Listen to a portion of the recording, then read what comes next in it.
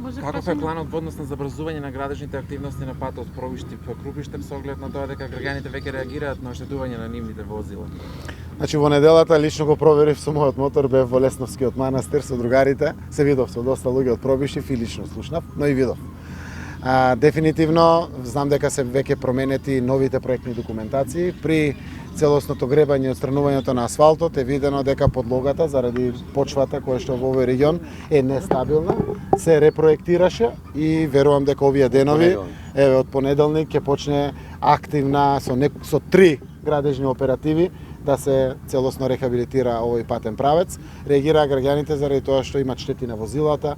Често се користи овој пат, е главната поврзница на Пробиштип со остатокот на државата, секако и е многу значајно за сите.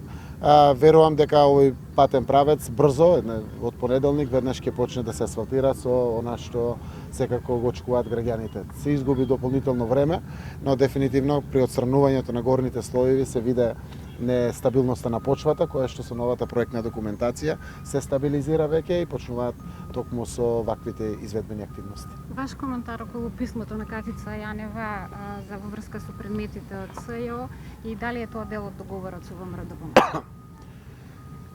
Тоа што сум информиран од работните групи е логичното решение кое што и во разговорите со ВМРО-ДПМН го имаме, но е логично решение во сите околности. По секуваното решение се постигне договор, во самиот договор е предвидено предметите да поминат кај државниот обвинител. Ако не се постигне договор, сегашните закони викат предметите поминуваат кај државниот обвинител.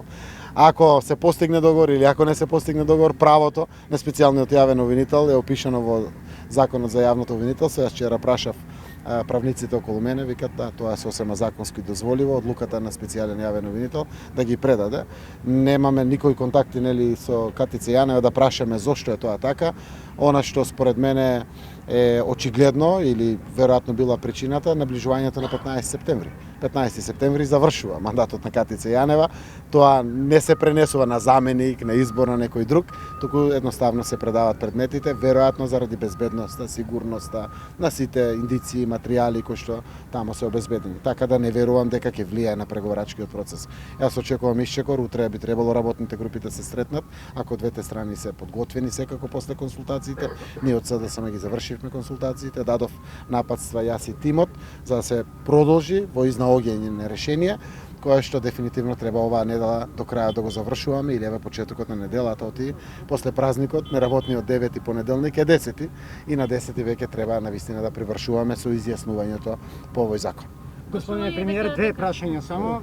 12 автобуси од Делчево деновиве заминаа за Италија. Ваш коментар и какви ефекти и за колков период ќе дадат плод владината мерка со субвенционирање на плати, односно дали газите ќе се согласат со тоа? Нашата дебата во моментот е отворена. Поголемо мнозинство од владата мисли дека ќе биде огромна искористеноста и дали проектираните пари ќе бидат доволни. Тоа е за мене оптимизам. Значи ние да следиме вакви мерки ќе изнаоѓаме средства. Нека растат платите. Ако растат платите, тие се трошат и на друг начин го полнат буџетот, преку ДДВ, преку персонален данок и слично. Мерката сигурно ќе даде резултати, очекувањата се од нормални до повеќе од она што можеме да се надеваме, но дефинитивно треба да ги до крај испегламе сите активности поврзани со самиот закон, заради тоа што мораме и да заштитиме буџетот. Не смее да се дозволи непредвидено или неочекувано да се одливаат средства, туку да биде во рамките на проектираните средства. Миграцијата во државата постои во целиот регион. Ние нема да ја спречиме никогаш до крај. Таа постојала и до ден денеска постои дури од истичниот блок на Европската унија на земји членки, до ден денеска имаме миграција од посиромашни земји кон побогати. Но треба да направиме се да го намалиме интензитетот.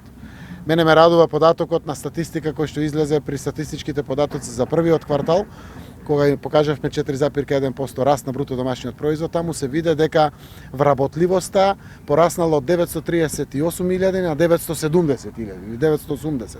Тука се и пензионерите, но штом тоа расте, а немаме некој посебен наталитет низ годините на раѓање, тоа значи дека не е толку драматично тоа заминувањето. Постои, не треба да го криеме, не треба да бегаме од него, но треба да ни биде само мотив дека некогаш кога зборуваме за миграциите може тоа да поттикнува миграција, туку да се обидуваме со се да ги задржиме децата наши тука, младите. А и посебно и возрастните, да останат овде, да работат овде. Секако за тоа се важни повисоки плати, за тоа се важни овие патишта кои што ги градиме, за тоа се важни и градинките да има доволно места за децата, но и училиштата, здравството, сето тоа е важно, како што е важно и владењето на правото, така ќе создаваме амбиент, односно живот за сите. Целта е да има живот дома, да останат луѓето тука. Ние спомнавте браната речени, дали има некакви планови? Очекуваме, сакавме пред денот на Кочени 7 октомври, а по повод 8 независноста да почнеме со активности. Таму имаме правно формален проблем заради тоа што еден партнер од конзорциумот беше Трансмет. Тоа е тендер кој што е завршен уште 2016 година.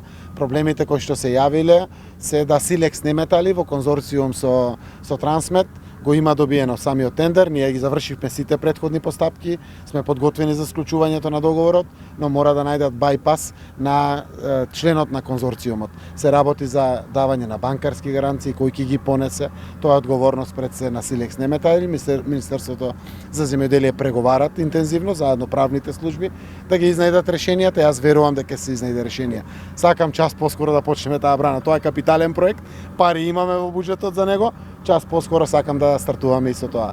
Така да благодарам што ме потсетивте, не само Отиња, туку и браната речение, но важни се сите капитални проекти кои што во овој регион ги градиме. Затоа се денеска и градоначалниците со нас што ни прават чест на вака регионални проекти кои што ги градиме да останат тука и интересот е заеднички и на локалната заедница и на државата. Колку предвидовте за Брана Баргала со ребалансот?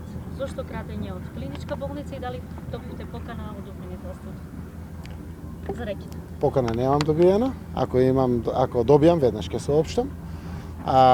Кратењето од клиничката болница заради тоа што, како викат, фалираше, пропадна, изгледа бетон штип, не знам, во самата изведба. Така нешто има некој стечај. Од министерот за здравство сум информиран, знаете дека таму имаме кратење во делот на кредитот, односно нереализирање на собствените средства, заради тоа што со самите изведувачи кои што продолжија веќе со самата болница, честно ни соопштија дека ќе достават времени ситуации до толку. И не е честно да држите дополнителни пари кога знаете дека тоа нема да се случи, така и со болницата во Кичево. Изведувачите, односно Министерството ни каже дека може да очекуваат толкова реализација. Веднаш сите пари ќе бидат проектирани 2020 за да клиничката болница во Штип, во Кочани и во другите капитални проекти продолжат со интензитет на реална основа, толку колку што ќе се реализира буџетот да може да плати. Брана Баргала колку доби со ребаланс? Браната, се извинувам. Браната, ако не се лажам, има овде представници од Советот. Мислам дека во моментот има проектирано 5 милиони денари за да отпочне тендерот. Оти не очекуваме некој да почне да гради и веднаш да достави. Иначе проектот е преку 7-8 милиони 7-8 милиони евра. Веќе 2020 пола од парите влегуваат, 2021 втората половина од парите влегуваат за да се изгради комплетно. Замислен е како 2,5 годишен проект. Верувам дека со перформанс на изведувачи потенцијални кои да победат на таквите постапки, ќе се исполнат очекувањата согласно проектните документации. Рекавте 2020 клиничка болница ќе се заврши за тој период? Да, намерата е клиничка болница 2020 некаде во ноември или дај Боже и еве во октомври. Ние имаме намера во октомври да одиме на избори, тоа нека ни е притисок порано да завршиме. Болницата во Струмица сакаме до крајот на годината или почетокот на другата да ја пуштиме. Се рехабилитират и други болници, еден дел ќе бидат пуштени по повод празникот 8 септември, а тоа е болницата 8 септември со новите оделенија, а и другите здравствени институции кои што се работат во државата.